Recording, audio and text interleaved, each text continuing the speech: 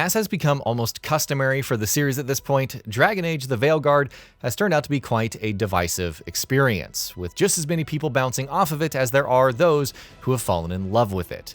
And one thing that's been made abundantly clear by the range of responses this game has seen is that there's plenty to like and plenty to dislike. Here, that's exactly what we're going to be talking about as we go over 5 things about Dragon Age: The Veilguard that have legitimately impressed us, and 5 that we've been let down by. So, let's start with the positives. Liked companions. Few developers in the world are better at crafting companion characters than BioWare, so expectations from the Veilguard were high in this area, expectations that it lives up to with some confidence. Though the game has its fair share of issues where its writing and tone are concerned, and more on that later, the Veilguard's core cast of characters is hard not to fall in love with. Getting to know and developing your bond with each of these core 7 companions always remains one of the game's highlights, while a solid cast of secondary characters, led by none other than longtime fan favorite Varric, helps strengthen the cast further still.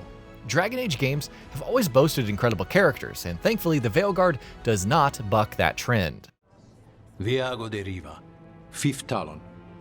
And this is Catarina della Morte, 1st Talon of the Crows. An honor. And you are?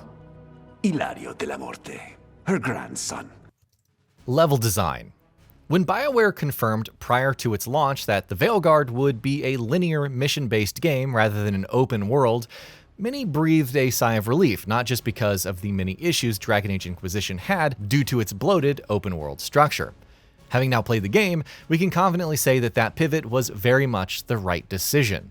The Veilguard's main missions do leave a little something to be desired in how incredibly linear and railroaded that they feel, especially in the game's earlier hours, but getting to revisit areas and explore them in much more open-ended and non-linear fashion always remains enjoyable.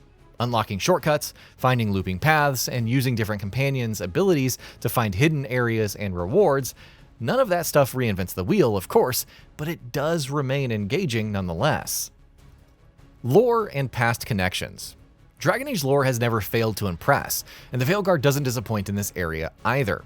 For starters, it's hard not to be enamored by simply existing in Thedas and learning more about its rich history, cultures, locations, and factions. But on top of that, the Veilguard also resolves many past Dragon Age games' background narrative threads and lingering plot elements in satisfactory ways. Obviously, being a direct follow-up to Inquisition, that's the game that it connects to most overtly. But the Veilguard also ties in with Origins and Dragon Age 2 in some neat and rather unpredictable ways. Visuals. Mileage will definitely vary in this area because Dragon Age: The Veilguard's new visual style has been quite divisive among fans. There are those who don't like the game's new stylized look, especially compared to the darker and more grim aesthetic of past Dragon Age games.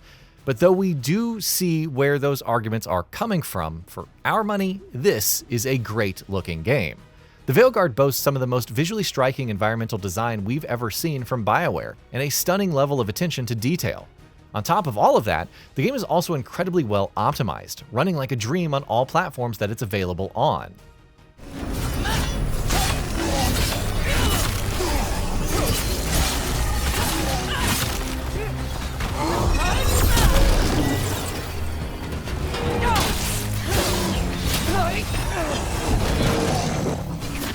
Combat.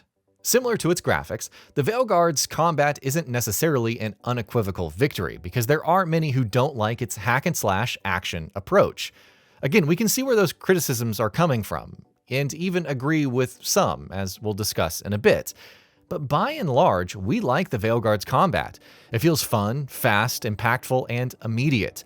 And flitting between enemies, unleashing abilities and comboing companion attacks, and dodging and parrying incoming blows always remains enjoyable on at least a fundamental level, even if things can feel a little shallow and repetitive from time to time.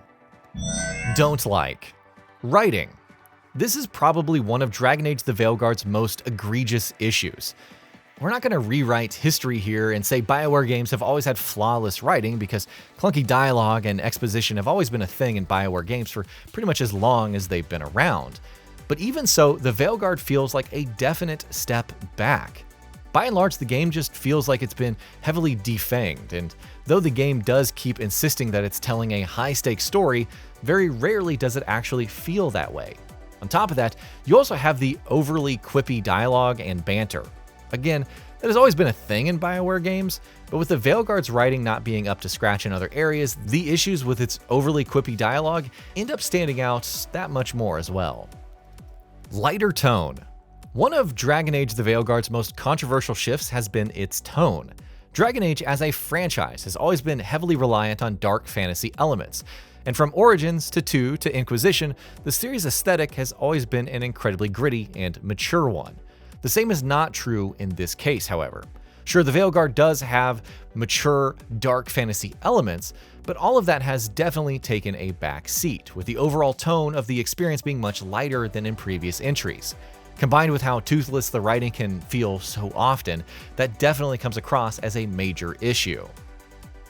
De-emphasized choice and consequence mechanics.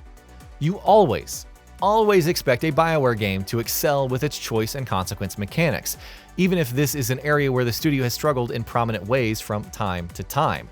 But the Veilguard feels like yet another instance of BioWare missing the mark here. Take the dialogue choices, for instance. Not only does the game present you with dialogue options much less often than you would expect from a BioWare title, when it does do that, the options that it presents end up feeling very limited. Meanwhile, in addition to not having too much control over what kind of personality you want your Rook to have, you often don't even get too much control over how the story will progress. There are, of course, times where you're making significant, large-scale decisions in a manner that you would expect to go into a Dragon Age game, especially in the fantastic closing couple of hours. But overall, choice and consequence mechanics are heavily de-emphasized in the Veilguard, and that's much to our disappointment. Shallow progression. BioWare has often been criticized for streamlining its games and stripping them of their RPG-ness a little bit too much. And the Veilguard also falls foul in some of those notable ways. Take the game's progression mechanics, for instance, which have turned out to be surprisingly shallow. Progressing through Rook's skill tree doesn't feel nearly as rewarding as it should, thanks to a large number of upgrade options being rather uninspired, and the lack of actual meaningful build diversity is only exacerbated by companion progression somehow being even more pared back than it is for Rook. Can't control party members. Overall, we're fans of Dragon Age the Veilguard's combat, as we've already discussed, but not all of its major changes work out for the better. Chief among them is the game's decision to make Rook be the only playable character. Controlling party members has always been an important part of Dragon Age combat, so the complete lack of it is keenly felt in the Veilguard. For a game that already suffers from being a bit too shallow in its progression mechanics, party members being removed from that equation to this degree only ends up adding to those problems. And that'll be about it for this one. If you guys like what we're doing at Gaming Bolt, please consider subscribing to our channel, and I'll see you guys on the next video.